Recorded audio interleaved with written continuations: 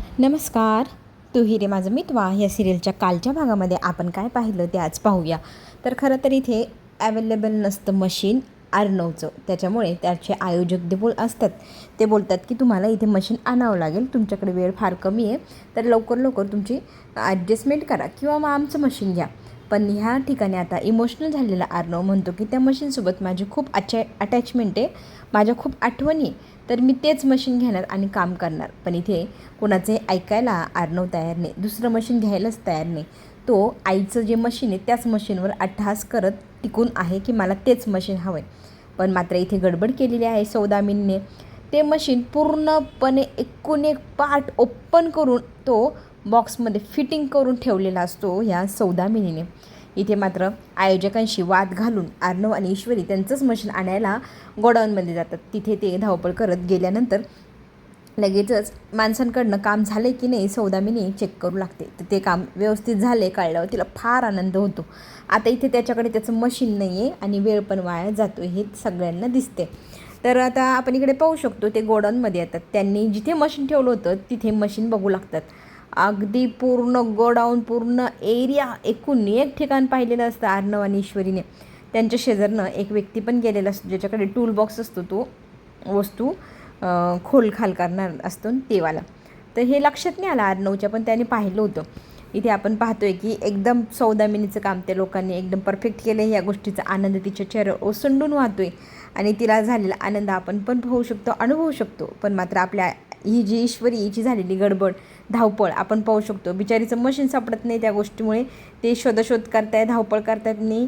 आता तिला डाऊट आलं आहे कारण तिच्याकडे 2 नट सापडले, म्हणजे हे ओपन केले कोणतरी मशीनचं, खोललेले नट आहे. तर तिला तर डाऊट आलं आहे मशीन खोलली गेली की काय, कारण इथून बाहेर जाताना तर कोणी पाहिली नाही आहे. तर आता ती एकूण एक बॉक्स खोलण्याचा प्रयत्न करते. त्यावेळेला एका बॉक्समध्ये तिला मशीनचे पार्ट्स सापडतात. आता ते पार्ट ओळखण्यासाठी ती अर्णवला बोलवते. हो, अगदी तेच पार्ट आहे जे आईच्या मशीनला होते. पूर्ण मशीनवर काय परफेक्टली ओपन केलेली आहे, एकूण एक पार्ट वेगवेगळा करून ठेवलेला आहे. एवढं जोडण्यामध्ये कितीतरी वेळ जाणार आहे हे सुद्धा आता आपल्या लक्षात आलेलं आहे.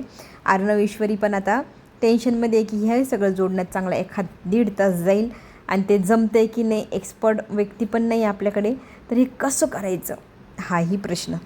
आता इथे आपण पाहतोय की आकाश टेन्शनमध्ये, दादा अजून आलेले नाही. आकाशने त्याचं स्केच वगैरे रेडी केले, स्टिचिंगच करायची बाकी त्याची. तर तो आता दादाला मदत करावं की काय ह्या विचारात असतो. आणि इकडे मात्र सगळेजण टेन्शनमध्ये. अर्णव आला नाही म्हणून त्याच्या नावाची अनाऊन्समेंट केली जाते आणि टी व्हीवरचा जो हे पाहिल्यानंतर परिस्थिती इथे आपले मामा पण फोन करून अर्णवला विचारतात की कुठे आहे. ईश्वरी मग फोन उचलते आणि सांगते की अशी अशी घटना घडली. ते सौदामिनीने बहुतेक पूर्ण मशीन ओपन करून ठेवले, ते आता जोडायचे. ते गोडाऊनमध्ये मामा तुम्ही मदतीला या. तर आता इथे मामांना मदतीला आणि अंजलीला मदतीला बोलवण्यात आलेले. आता अंजली आणि मामा दोघंही मदतीला तिकडे निघतात आणि नक्की काय सिच्युएशन आहे हे कळावं म्हणून मामा प्रश्न विचारतात. पण आता इथे सिच्युएशन काय आहे हे फोनवर सांगता येणार नाही.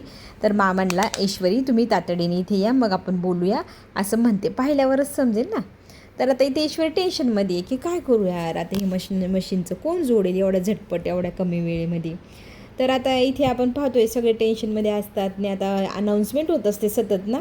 तर आता शेवटची वॉर्निंग अशी आपण म्हणू शकतो अर्णवसाठी की इथे तुम्ही लवकरात लवकर जर हजर झाला नाहीत तर तुम्हाला डिस्क्वालिफाय करण्यात येईल. ही अनाऊन्समेंट ऐकल्या ईश्वरी त्यांना म्हणते की प्लीज तुम्ही निघा इथून, जा आम्ही करतो काहीतरी.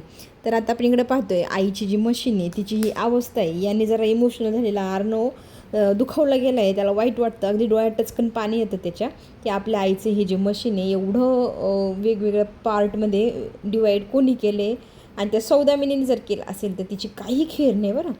तर इकडे पाहू शकतो की मामा आणि अंजली येते. तर काय एवढा वेळ चालला आहे तुमचं म्हणून विचारू लागतात.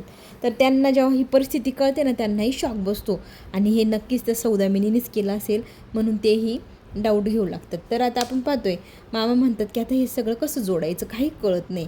अंजली पण म्हणते बापरे एवढं सगळं करण्यात तर खूप वेळ जाईल, एक्सपर्ट आपण कोणीच नाही, आपल्याला यात काहीच माहिती नाही. तर आता काय करावं हा जो प्रश्न आहे तो आपल्याला सगळ्यांना पडतोय. इथे मात्र सौदामिनी फार खुश आहे की एवढे पार्ट जोडायला 2 ते 1.5 तास लागेल आणि इथे तर वेळ संपत चालली. Tick tick 1, tick tick 2. हो. तर आता आपण इकडे पाहतोय अर्णव मात्र फारच टेन्शनमध्ये. अनाऊन्समेंट झाल्यानंतर ईश्वरी त्याला थांबूच नको म्हणते की तू पहिले तिकडे जा बाबा, बस. आपल्या जिंकायचं आहे, आपलं सात्विक फॅशन, आपलं आईचं नाव सगळं काही जपायचं आहे. तर आत्ता सगळ्यात पहिले इथून तुम्ही जा, आम्ही ह्या मशीनचं काय करायचं ते बघतो, तोपर्यंत तुम्ही निघा. तर अर्णव आईच्या मशीनकडे एक कटाक्ष टाकतो, फार इमोशनल होतो. सगळे त्याला समजावून सांगतात नी जायला लावतात. तो मात्र आता म्हणतो नक्की होईल का, काहीतरी करू असं ते ईश्वरी म्हणू लागते आणि अर्णवला जायला सांगते. मामाही म्हणतात की मी आहे ना, मी करतो काहीतरी, पहिले तू जा रे बाबा. तर आता इथे अर्णव गेलेला असतो. ईश्वरी आता काय करते, कसं जोडायचं मशीन तर आपण स्वतःच जोडायचं. इथे टूल बॉक्स कुठेतरी असेलच, तो शोधूया. तर टूल बॉक्स इथे शोधून आणलेला असतो. आता इथे सगळे पार्ट आता खाली ठेवले, काढले जातात आणि ते पार्टांना आता जोडायचे. बरं, तर आता ते कसे जोडायचे हाही प्रश्न आहे ना. तर आता मोबाईलचे आता एवढे ॲप्स यार, त्यात तर एवढी माहिती मिळूच शकते. चला आता व्हिडिओ एक बघण्यात येतो आहे, त्या व्हिडिओच्या नुसार आता एक पार्ट बघत जसं दिसतंय तसं जोडत प्रयत्न सुरू केला आहे आणि प्रयत्नाला यश नक्की मिळतं. देव प्रयत्न करणाऱ्याच्याच पाठीशी असतो. तसंच आपल्याला इथे आपल्या ईश्वरीच्या पाठीमागे देव उभा आहे, तेही आपल्याला पाहायला मिळते.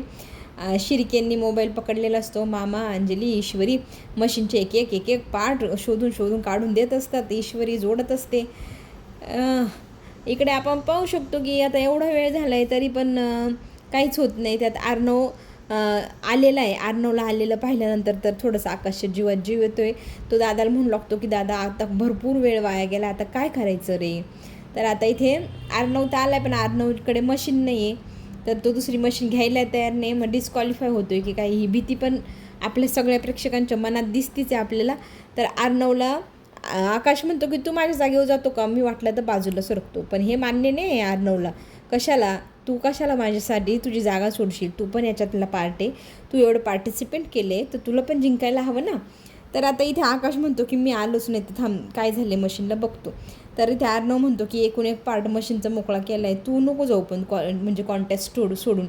हे जर ऐकल्यानंतर तर नम्रताचा संताप होतो. आम्ही जिंकणार आहे, तर ह्या अर्णव आणि ईश्वरीच्या नेहमीच्या गलतीमुळे काय ना काय होतं आणि हरण्याची वेळ आता आपल्यावर येईल की काय, म्हणून तिला भीती वाटते. खरं तर तिला ही कॉम्पिटिशन काहीही करून जिंकायची आहे आणि तिला काहीही करून हे सिद्ध करायचं की मी किती ग्रेट आहे, माझा नवरा किती ग्रेट आहे, आमच्यामुळेच घर चालले. फक्त त्या गाड्याखाली चालणार कुत्रे, गाडा ओढतंय कोण, कुत्र्याला वाटतं मीच ओढून राहिलो. पण ह्या अशी नम्रताची कंडिशन आहे. नम्रताचं मात्र नवरा एक गोष्ट जुमानत नाही. बास, आता त्याने विरोध केला आहे, नम्रताला निघून गेला आहे मशीन रिपेअर करण्याला मदत करण्यासाठी ईश्वरीकडे. ईश्वरी त्याला म्हणते की तुम्ही तुमचं कॉन्टेस्ट सोडून का आले यार.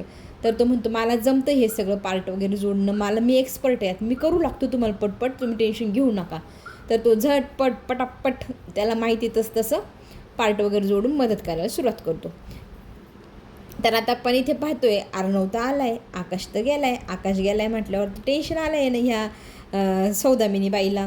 इथे आपण हेही पाहतोय की संतापलेली ही जी नम्रता आहे तिची चिडचिड होऊ लागते की दरवेळेला ईश्वरीन जिजूमुळे काही तर काही होतं आणि आपला आकाश आपला इथं ऐकत नाही. हारू की काय.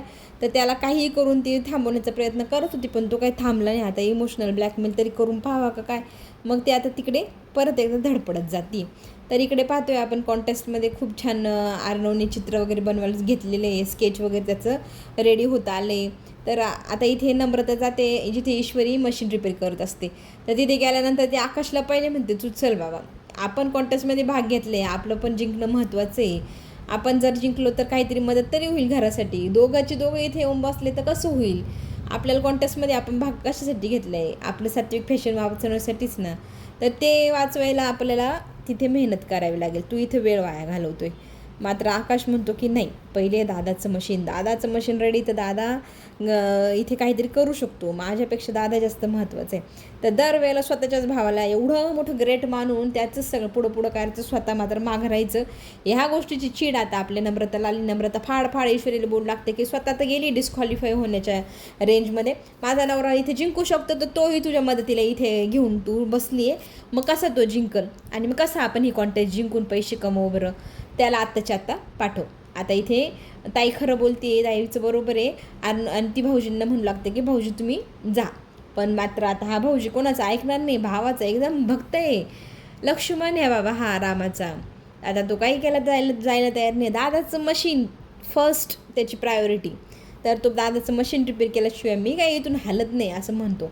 तितक्यात ना अनाऊन्समेंट होती, मिस्टर आकाश तुमची वेळ संपत आली आहे आणि पटकन स्पर्धेत वापस या. आता इथे ईश्वरी त्याला इमोशनली हे करते की तू तरी जिंकला पाहिजे, तू कॉन्टेस्टमध्ये भाग घ्यायला जा बाबा तू तिकडे परत. आता तो आला आहे आणि आल्यानंतर पण तो दादा रिक्वेस्ट करतो, पण दादा काय ऐकायला तयार नाही त्याच्या जागेवर जाऊन बसायला. तर ठीक आहे, आता आपला आपला आकाशच लागला आहे कामाला. त्याची डिझाईन तो स्केच तयार आहे आणि बनवायला तो घेतो आहे. तर इथे आपण पाहतो आहे आर्नव त्याची स्केच इमॅजिन करून तयार करत असतो. इथे मात्र ईश्वरीला फार भीती वाटत असते की वेळेत मशीन तयार होईल की नाही.